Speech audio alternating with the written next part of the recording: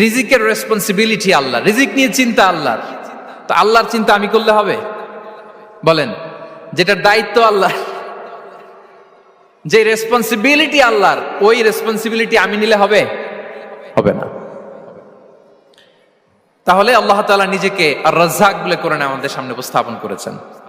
রাজ্জাকের তিনটা বৈশিষ্ট্য আছে, যেই সত্তার মধ্যে তিনটা বৈশিষ্ট্য খুঁজে পাওয়া যায় তিনি হচ্ছেন আর Razzaq, the provider, the sustainer. আর রাজ্জাক কোন সেই তিন গুণ?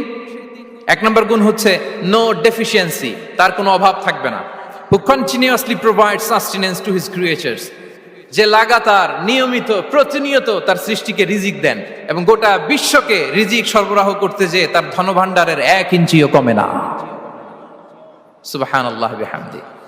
এই যে সাইয়েদনা আদম আলাইহিস সালাম থেকে শুরু করে আপ আনটিল নাও গোটা বিশ্বের সবগুলো মানুষকে, জিন জাতিকে, পক্ষীকুল, সাগরের অতল গহ্বরে দ্য ব্লু ওয়েল, নীল তিমিগুলোকে, বিশাল মাছগুলোকে, এই সব কিছুকে যে আল্লাহ তাআলা রিজিক সরবরাহ করছেন, আল্লাহর যে ধনভাণ্ডার একটু কমে আসার কথা না এতদিনে? কি বলেন?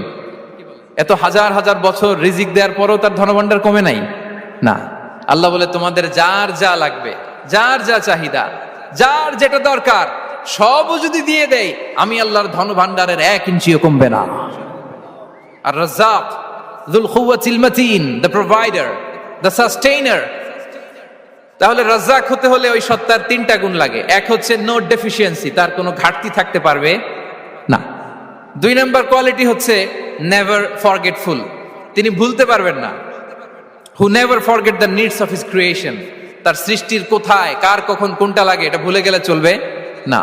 ধরেন তিনি নর্থ আমেরিকাতে, এখানে কানাডায় যারা আছে, আমেরিকাতে যারা আছে, তাদেরকে রিজিক দিচ্ছে। ওদিকে সাউথ আমেরিকাতে, ব্রাজিলে, আর্জেন্টিনার জঙ্গলে কিছু জনগোষ্ঠী রয়ে গেছে, এদের কথা আল্লাহ ভুলে গেছে। তারা বেঁচে থাকতে পারবে?